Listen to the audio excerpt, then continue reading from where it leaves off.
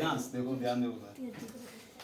Decimal to binary, यानी decimal संख्या दी हुई है उसको किसमें बदलना है? बाइनरी में बदलना है। किसमें बदलना है? डेसिमल संख्या को किसमें बदलना है? बाइनरी संख्या में। तो हमको पता है कि कोई भी डेसिमल संख्या है, अगर उसको बाइनरी में बदलना है, किसमें बदलना है? बाइनरी में बदलना है। तो डेसिमल संख्या को बाइनरी संख्या में बदलने के लिए 2 से भाग करेंगे। किससे भाग करेंगे? 2 से भाग करेंगे, क्योंकि जो बाइनरी का आधार होता है वो कितना होता है? 2 होता है। क्या होता है? बाइनरी का जो आधार होता है वो कितना होता है? 2 होता है। अब हम भाग कैसे करेंगे? हमको 2 से ही भाग करना है। अब 60 का अगर हमको निकालना है, किसका निकालना है? 60 को अगर डेसिमल संख्या का जो दिया हुआ है उसको बाइनरी में बदलना है। ये सीबीएसई पैटर्न से पढ़ते हैं, सीबीएसई बोर्ड से पढ़ते हैं, इंग्लिश मीडियम वाले के लिए उनमें भी यही रहता है। जैसे हिंदी मीडियम में रहता है और सेम वही चीज इंग्लिश मीडियम में, लेकिन इंग्लिश मीडियम में वही चीज दिया जाता है, डेसिमल टू बाइनरी। ठीक, तो क्या अब 60 का हमको निकालना है। किसका निकालना है? 60 का हमको निकालना है। तो क्या करेंगे? 60 को 2 से, ये नहीं कि हम किसी दूसरी संख्या से भाग दे दें कि पूरा पूरा कट जाए या कुछ बच जाए, ना उसमें पूरा पूरा कटाना है ना पूरा पूरा बचाना है। 2 से ही भाग देना है, अब वो कटे या बचे। समझ में आया?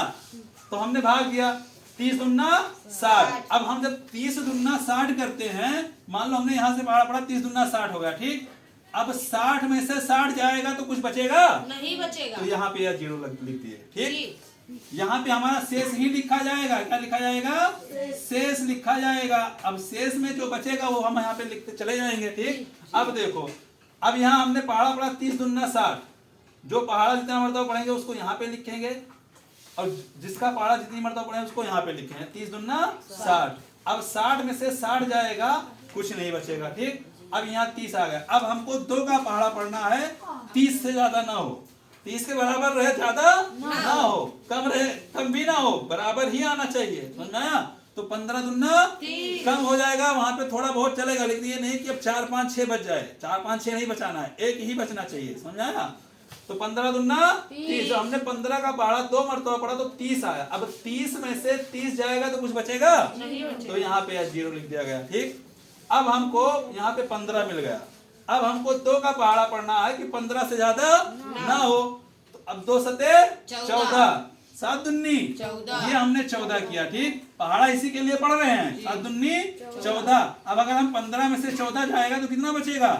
1 बचेगा। वही शेषफल यहाँ पे हम लिख दिए। अब हमको यहाँ पे कितना मिल गया? 7 मिल गया। कितना मिल गया? 7 मिल गया।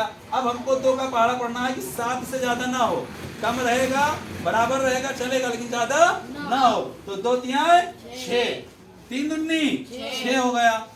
अब हम इसके लिए पहाड़ा पढ़े थे, तो 7 में से 6 जाएगा तो कितना बचेगा? 1 बचेगा। यहाँ पे लिख दिए। ठीक जी। अब हमको यहाँ पे कितना मिल गया? 3 मिल गया। क्या मिल गया? 3 मिल गया। अब हम 2 का पहाड़ा पढ़ेंगे कि 3 से ज्यादा ना हो, या तो बराबर रहे या तो 3 से कम रहे, ज्यादा ना हो। तो 2 एक अन्ना 2, 2 एक अन्ना, ये हमको 2 मिल गया। 3 में से 2 जाएगा, कितना बचेगा? 1 बचेगा। यहाँ पे हमने 1 लिख दिया। अब यहाँ हमको 1 मिल गया, यानी लास्ट तक काटना है। लास्ट तक भाई 1 अगर यहाँ पे नहीं बचता तो हम नहीं काटते, लेकिन 1 बच रहा है तो अभी हमको इसको भी काटना है। अब हम 2 का पहाड़ा पढ़ेंगे कि 1 से ज्यादा ना हो, 1 से ज्यादा ना हो, 1 से ज्यादा ना हो। तो 2 अगर हम 2 अगर करते हैं तो ज्यादा हो जाता है। तो क्या करेंगे? 2 शून्य शून्य। यहाँ पे हमको शून्य मिल गया। अब अगर हम 1 में से 0 घटाएंगे तो क्या बचेगा?